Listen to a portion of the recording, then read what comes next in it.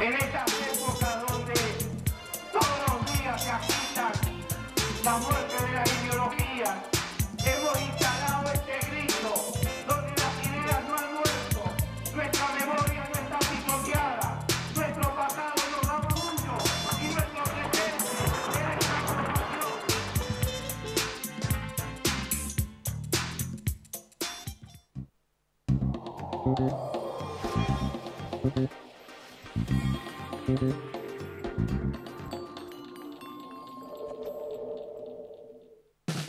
Dale vida al sueño que hay en tu corazón.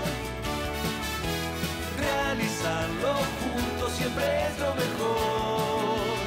Banco Credicop Cooperativo, la banca solidaria.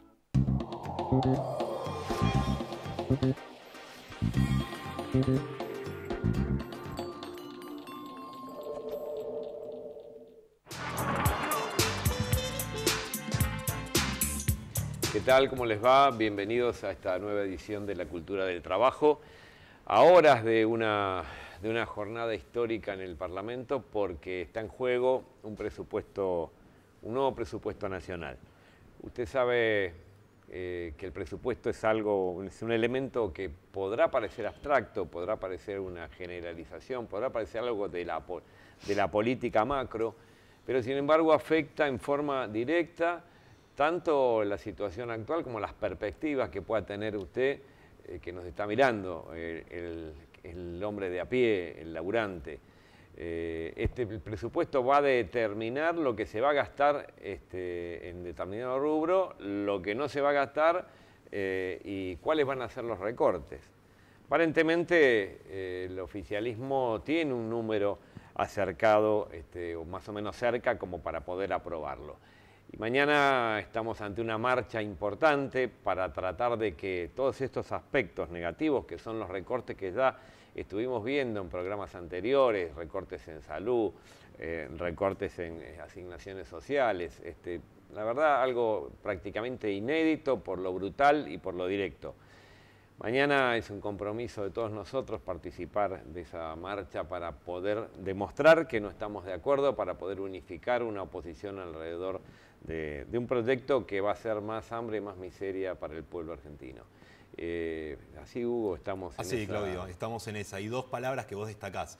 Está en juego y inédito, ¿no? Está en juego. Sí, sí. El presupuesto, ¿qué es lo que hablamos cuando hablamos de un presupuesto? ¿Qué quiere decir? Es la herramienta que tenemos los ciudadanos para analizar cómo es un gobierno, a qué destina los recursos. Bueno, este presupuesto que está en juego es inédito porque se está incrementando el pago de la deuda externa a niveles exorbitantes. Ya sabemos, ¿no?, que este 2018 también tuvo un incremento muy fuerte en todo lo que fue los capitales golondrinas, todo lo que se destinó al EVAX. Bueno, está, como dijeron algunos diputados por el Frente para la Victoria, está digitado directamente por el Fondo Monetario Internacional, y este endeudamiento que tomó el gobierno hace pocos meses y que va a continuar, así lo acusaron Axel Kicillof, que también acusó al gobierno de no hacer nada para mermar la caída en el consumo que viene sosteniendo hace 3 años, Claudio. Esto no es novedad, no le estamos diciendo nada nuevo. Nada nuevo. Pero bueno, tenemos acá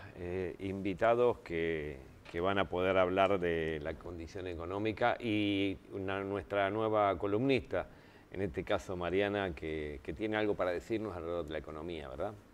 Sí, ¿qué tal? Se conocieron hace poquito datos nuevos sobre la inflación de septiembre, que son datos que circularon mucho y la verdad que son preocupantes. Quería detenerme un poco en la explicación de cómo viene el tema de precios y sobre todo preguntarnos si deberíamos esperar que esta inflación continúe o no en los próximos meses, en el próximo año. ¿Hay posibilidad de una hiper, como dicen? Bueno, a eso vamos.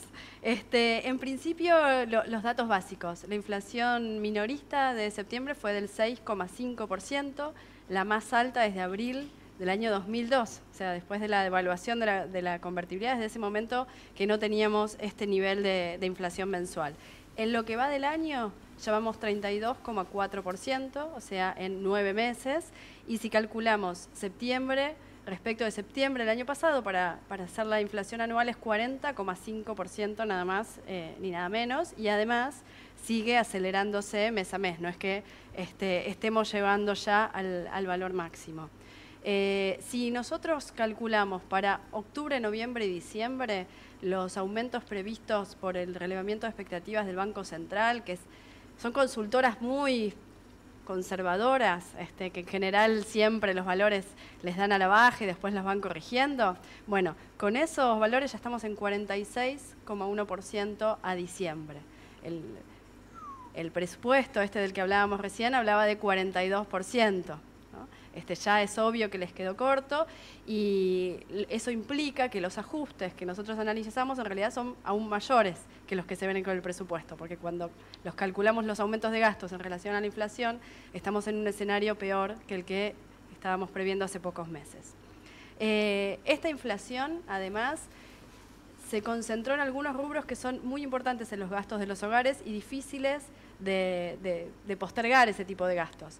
En alimentos, en transporte, en lo que tiene que ver con las viviendas, los alquileres, las tarifas públicas, todos bien por arriba del 40%, en algunos casos 58%, como en el caso del transporte, que esto es por los combustibles, es también por el aumento del transporte público, bueno, vivienda 53% y así. Entonces la pregunta es, ¿va a continuar esta inflación o no? Allí te diría que hay por lo menos 3 razones para pensar que va a continuar. Una tiene que ver con mirar la evolución de los precios mayoristas, que en los últimos tiempos vienen creciendo muy por arriba de los precios minoristas. Esto implica que hay una especie de inflación ahí reprimida. La otra vez hablábamos de comerciantes que no terminan de poder trasladar todos sus aumentos de costos a los precios porque si no, no van a vender. Bueno, los precios mayoristas ya llevan una alza del 74% en los últimos 12 meses, frente a los minoristas del 40%. Esa diferencia, tarde o temprano, va a terminar repercutiendo sobre los precios minoristas. Los índices no son exactamente idénticos, así que no es total el traslado, pero está mostrando ahí que hay una presión que va a continuar. Por otro lado, la devaluación del dólar. Si miramos los últimos meses es 124%. O sea, la inflación es enorme, la devaluación lo fue mucho más. Y ahí si miramos un poco experiencias pasadas de devaluaciones, encontramos que el nivel de devaluación que se traslada a los precios es muy distinto según el momento económico. En el 2002 fue del 16%. O sea, solo el 16% de lo que aumentó el dólar terminó impactando en los precios habiendo transcurrido 12 meses. ¿Por qué muy poco? Porque la situación, la recesión era muy profunda y eso implicó que hubiera que achicar los márgenes de comercialización, las ganancias, las rentabilidades, porque si no, no había posibilidad de producir y de vender. En el año 2014, que hubo también alguna devaluación de magnitud menor que las otras, terminó siendo después de un año del 100%, en el año 2016 del 70% y ahora llevamos 30% si miramos los últimos 12 meses también. 30% de la devaluación se trasladó a precios. Exactamente, mirando un periodo de 12 meses y comparando en todos los casos 12 meses. O sea que estamos en una situación, si nos comparamos con 2014 o 2016, donde evidentemente no se trasladó todo, y eso en parte tiene que ver con que es una situación de recesión. Obviamente no tendría por qué ser el traslado del 100% porque no todos los costos tienen que ver con los dólares, pero hay una parte importante que sí.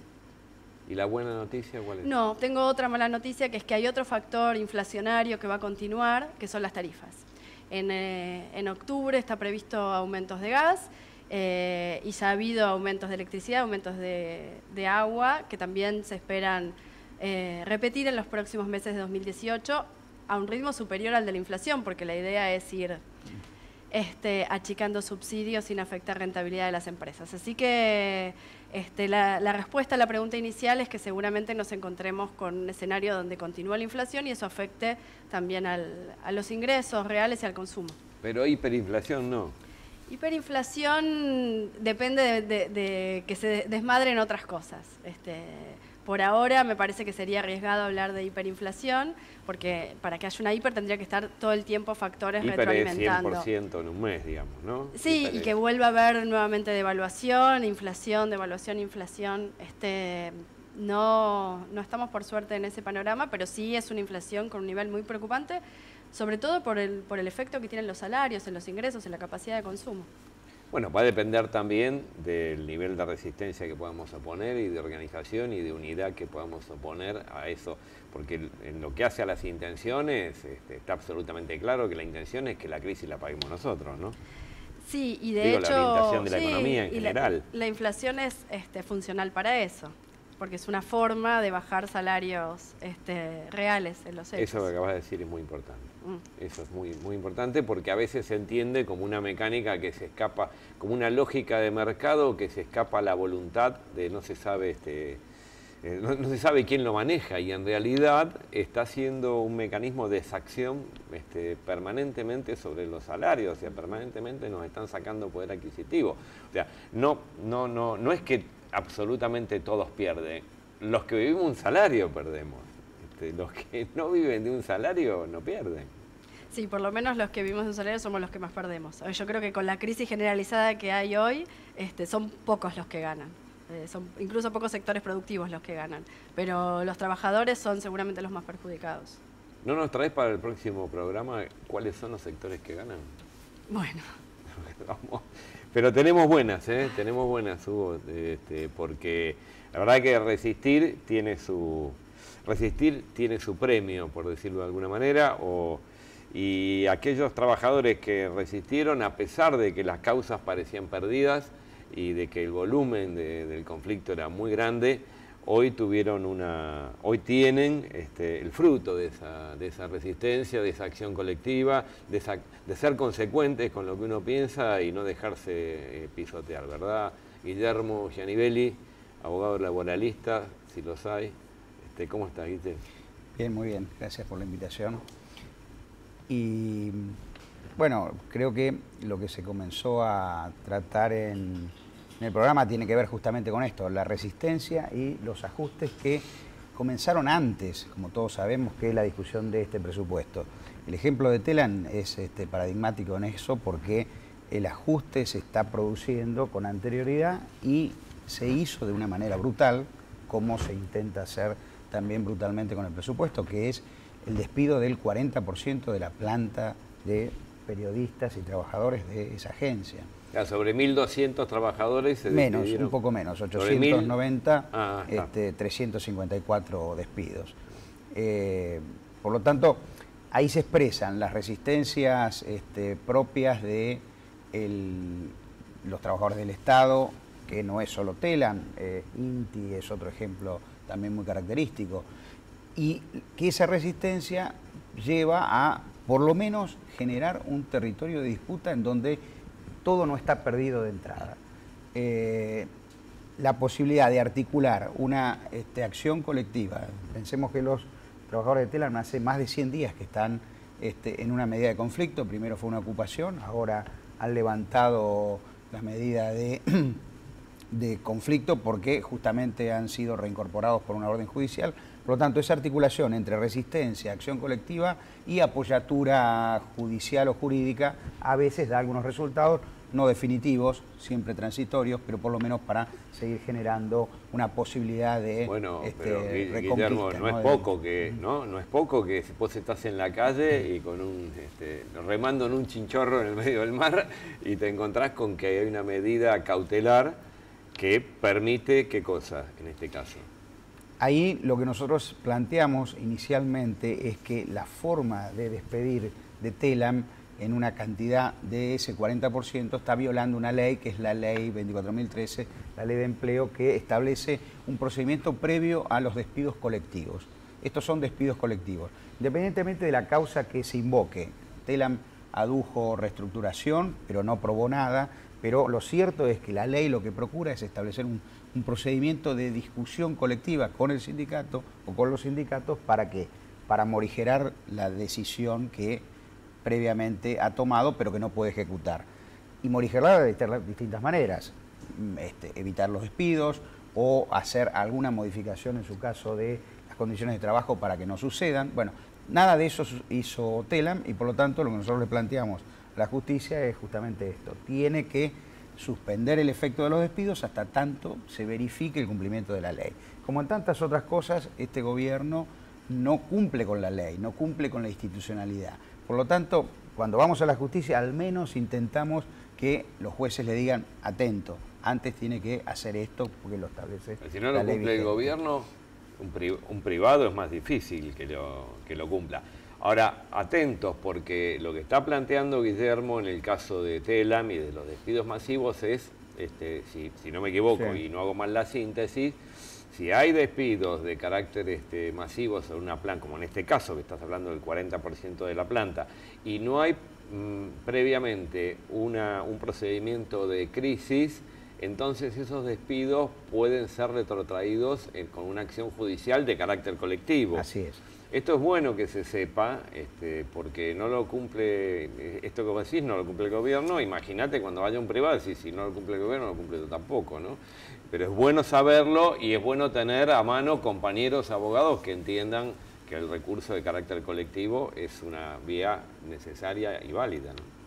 Sí, es una vía, por lo menos que intenta poner un freno. Luego hay una discusión más amplia que tiene que ver con otros derechos. Acá hay violación de los derechos de no discriminación por actividad sindical, por ¿Por qué por actividad políticas. sindical? ¿Porque discriminaron por actividad sindical? Sí, en las propias palabras de los directores de Telam es que justamente en ese conjunto la selección de por qué estos 354 ha tenido que ver con los que hacían medidas de huelga, los que participaban en asambleas, los que tenían alguna militancia política previa. Por lo tanto, es un conjunto. Una joya. Sí, pero dicho expresamente, en buena parte de la prueba que se reunió en el expediente está justamente esto, ¿no? De que hay una actitud de discriminación. Por lo tanto, eso se va a discutir con el fondo. La medida cautelar lo que dice es, hasta tanto no cumpla con este procedimiento, usted no puede despedir. Pero además, si ese despido tiene otras causas que no son meramente la reestructuración, sino la discriminación o la afectación de otros derechos, no nos olvidemos que Telam es una agencia pública de noticias y por lo tanto el Estado está impidiendo el derecho a la libertad de expresión, el derecho a más voces. El efecto que ha producido todos estos meses de la desaparición de Telam del mundo de la libertad de expresión es gravísimo. Es decir, la pérdida de información que estamos teniendo, porque Telam lo que tenía era la mejor red de interrelación con noticias con el interior del país. Eso se ha perdido completamente. Y hay que tener muy en cuenta que puede existir acá una decisión mucho más gravosa para estos derechos, incluso que para los derechos de los trabajadores. Porque si la decisión es lo que está ocurriendo hoy, una suerte de lockout patronal, un cierre momentáneo de la agencia de noticias pública, lo que se está afectando es todo el derecho de la libertad de expresión y de informarnos que tenemos como ciudadanos, ¿no? Pero recién vos explicaste que hay una medida cautelar que afecta una cantidad o que cubre una cantidad de compañeros, pero ahora estás agregando otra cosa más. Ahora no es que los ingresen o no los ingresen, sino que la propia patronal bajó la cortina. Bueno, durante todos estos meses en donde los trabajadores iban al lugar de trabajo y se ponían a disposición, pero en la medida que se produjeran las reincorporaciones, los gerentes, los jefes, los encargados de Telam directamente no hicieron presencia durante todo este tiempo en la agencia. Y ahora se notificaron ayer las medidas cautelares, la segunda tanda, por lo tanto todos los trabajadores decidieron en función de eso volver a ocupar su puesto de trabajo. Toda esta semana la empresa ha decidido que no se va a trabajar, están diciendo que faltan insumos. Hoy había una idea de que iban a fumigar. Bueno, todas decisiones que parecen más encaminadas a que la agencia no cumpla su función pública y estar esperando una decisión de otro tipo.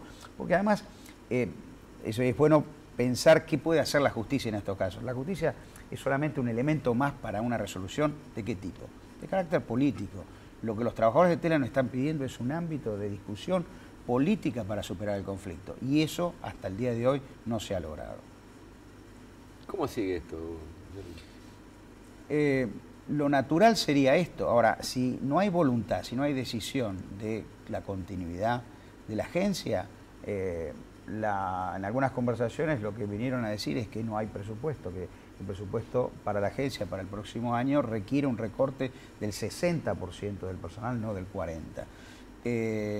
Con lo cual, uno ve eso por un lado, ve la decisión brutal de un despido masivo, ve la decisión de no cumplir con una medida cautelar de reincorporación y no hay una situación de que la agencia vuelva a cumplir con normalidad su función, parecería ser que hay otra decisión de fondo. O sea que estamos en este conflicto, estamos con dos temas fundamentales. Uno que afecta directamente a los trabajadores de Telam con su fuente laboral. Pero hay otro elemento que es tanto o más importante que hace a la población en general, que es el derecho a estar informado. Para esto habría que explicar, y seguramente en algún momento invitaremos a algún compañero de la comisión interna de Telam que nos explique un poco más las funciones, pero desde ya le decimos que si no tenemos una agencia de noticias de carácter oficial, bueno, sí, estamos viendo seriamente restringido el derecho a estar informado, ¿no? Porque a través de esta agencia lo que se hacía era propalar y de alguna manera democratizar no solamente el contenido, sino la distribución de la información que estaba para que todos los medios pudieran tomarla en forma igualitaria y con el mismo derecho y con el mismo contenido. ¿Me equivoco? Sí. La ausencia de una agencia de carácter federal que cumple esta función de ida y vuelta, porque no es solamente la distribución de información hacia el interior, sino la información del interior. Hay periodistas de varios medios que dicen no tenemos forma de informar lo que está sucediendo en el interior del país, desde las ligas de fútbol hasta cuestiones políticas de alguna comuna, de alguna provincia. Por lo tanto, esa falta de una agencia pública lo que hace es fortalecer lo que ya sabemos, el monopolio de la única voz que son los grandes medios que naturalmente están cumpliendo una función cada vez más repiqueteando la misma cosa y restando a una información tan plural como la que intentó ser la agencia durante más de 70 años, ¿no? Fíjense que tenemos hoy dos entidades fundamentales desde el punto de vista de la ciudadanía social, como una agencia pública periodística y un Ministerio de Trabajo. Los dos creados más o menos para la misma época. El Ministerio de Trabajo estaría cumpliendo el año próximo 70 años de su creación. Y en ambos casos, uno estamos en riesgo, como estamos viendo Telam, y en el otro ya lo han degradado a una secretaría dentro de un ministerio mayor, en donde lo que es el trabajo parece que es menos importante, ¿no? Estamos como Adán, los dirigentes sindicales, aquellos militantes y aquellos compañeros que militan en salud, en educación, estamos como Adán en el Día de la Madre, más o menos. O sea, hoy no sabemos exactamente cuáles son las funciones, cómo han quedado la función de la autoridad de aplicación en trabajo. Y bueno, la verdad que aparece a riesgo en naturalizar esta cuestión, que no debemos hacerlo de ninguna manera. Claro, ¿qué podemos esperar si no tenemos Ministerio de Trabajo, no tenemos Ministerio de Salud y no tenemos Ministerio de Educación? Es una medida de recorte coherente, digamos, para llamarla de alguna manera. De ninguna manera tenemos que naturalizarlo, ¿verdad, Hugo? Es un poco cómo tenemos que resistir, cómo tenemos que mancomunar todos los esfuerzos posibles después de la marcha del domingo, donde después de la última marcha, donde fuimos también los laicos, no solamente los católicos, y es una muestra donde un mínimo común denominador resulta necesario para que sea efectivo, o sea, para que tenga masividad, para que tenga una respuesta contundente. Me parece que en ese sentido estamos creciendo. No sé si alcanza, ¿verdad? No sé si es suficiente para resistir lo que se viene. ¿Vos qué opinás al respecto? A mí me parece que esta continuidad de actos de resistencia debieran confluir en una discusión más amplia. Mañana es una parte de esa discusión y también se va a debatir no solamente dentro del Parlamento, sino fuera. y me parece que los trabajadores siguen dando su ejemplo, como tantas otras veces, en esto de que hay que efectivamente defender los puestos de trabajo y dar discusiones de política más de fondo, como están dando los trabajadores de prensa, en este caso de Telam, porque no están, vuelvo a decir, solo discutiendo su puesto de trabajo, están discutiendo su derecho a informar y su derecho a ejercer su libertad de expresión. ¿Hay otros conflictos en esta condición? Conflictos, hay muchos, como sabemos. Digo, en la condición de que no se haya declarado procedimiento de crisis y se pueda apelar desde el punto de vista... Sí, hay. Recordemos que el antecedente del uso de este instrumento del procedimiento preventivo de crisis fue el caso de Lear, que vos recordarás. De Lear, sí. Exactamente, ese fue el antecedente.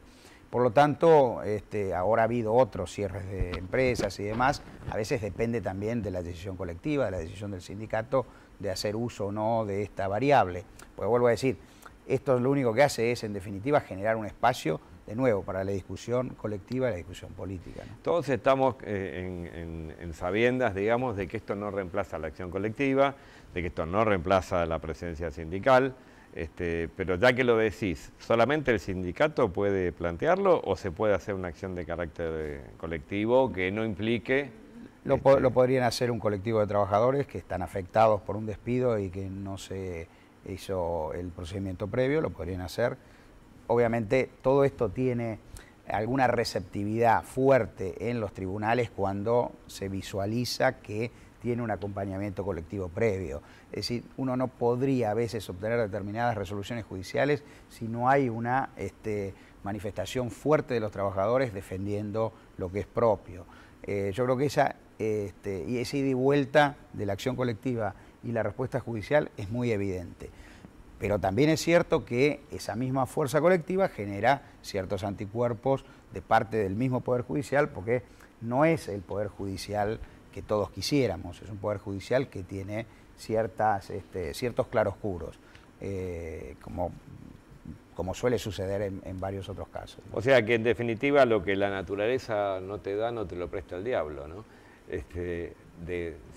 Sin comparaciones con los laboralistas, por favor, no.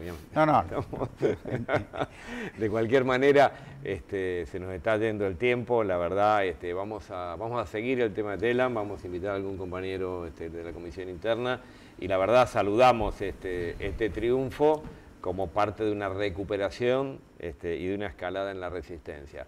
Nos estamos viendo el día de mañana en la marcha, tenemos una cita de honor para resistir un presupuesto que va a traer más miseria y más hambre al pueblo argentino y nos vemos en la próxima de la Cultura del Trabajo. Muchas gracias.